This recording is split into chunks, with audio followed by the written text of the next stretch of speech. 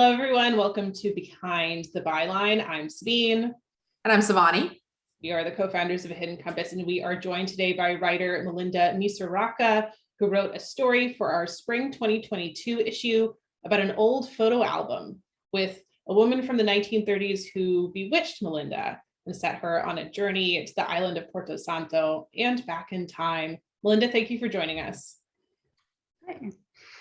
Let's start by talking about you. What first motivated you to become a writer and a storyteller? Well, I've always been a writer of sorts. I've always liked writing stories. I wrote little stories with pictures when I was a kid, made my own little books, and became a poet in my 20s and did readings around San Francisco back when there were a lot of bookstores and poets everywhere. And then not until a couple decades later did I really start taking my writing more seriously. And I went back to school and got an MFA and started teaching and writing fiction and nonfiction and memoir. And I make my living as a writer. And it's really the only artistic pursuit that I've been able to do that I never get tired of doing. It's always interesting and it's always an adventure. I get to follow my current interests and obsessions, and I like it. I never get tired of it. So here I am. Wonderful. Adventure and interests and obsessions all come to play in this story that you wrote for us. And it's a story about a very personal quest of yours. And without giving away the ending, did you think it was going to go where it ended up going? And what kind of themes in the piece do you think are important for readers to contemplate?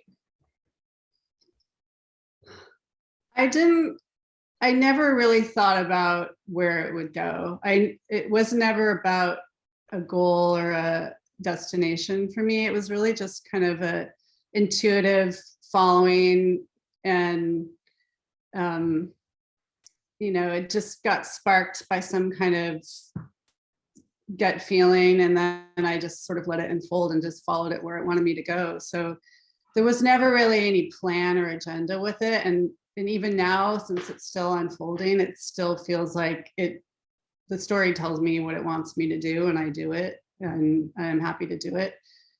So I think that that's maybe one of the themes of the story too, is just how fulfilling and satisfying it can be when you allow yourself to really be curious about what's around you and to find out about it and to do whatever it asks to learn. And it's a way of like merging with the rest of the world and understanding it and overlapping with it and creating something new with it. So yeah, I think that's probably what I would say. Great. Yeah, it is a story that is all about curiosity, and we love that. That's something we celebrate here, is courage and curiosity.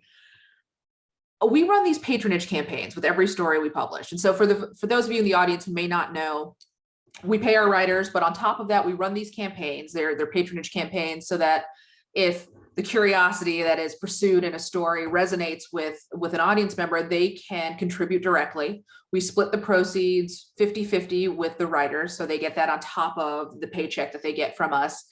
And for folks who have already contributed to your campaign, Melinda, what would you like to say to them?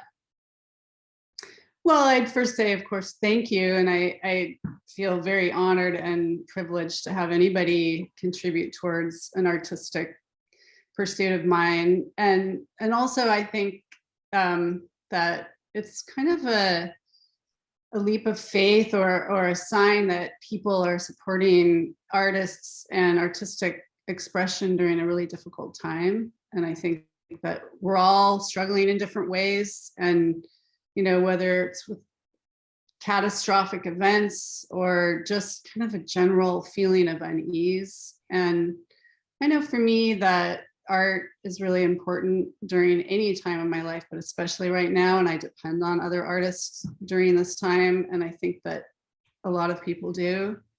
And the fact that people are giving money to artists and publications and other venues for this, so other people can read it and enjoy it and appreciate it, is really important. And I also want to say that Hidden Compass is doing something that I think is really rare these days. The kind of literature and journalism that's being done, you know, it's kind of a shrinking literary society, and it's very refreshing and hopeful to see what you guys are doing and the kind of work that you're offering. And also, you know, it's long form journalism. I mean, people really get to go deep, and so audiences and readers really get to have an experience that's more than just a superficial monetized, you know, thing that doesn't have a lot of substance. So yeah, thanks for contributing. Yeah, thank you to everyone who's contributed so far. And thank you, Melinda, for this piece, for your thoughts. I mean, so much of what you just said resonates with me personally. And I love that sentiment of people supporting art and long form journalism. It lets us do what we do at Hidden Compass. And I'm so grateful for that. So if you haven't read Melinda's story, go and check it out. If you haven't supported the campaign and you're moved to do so, please do. We all appreciate it. And thank you, Melinda, for joining us today. Yeah, thanks. Thank you. Bye, everybody. We'll see you next time.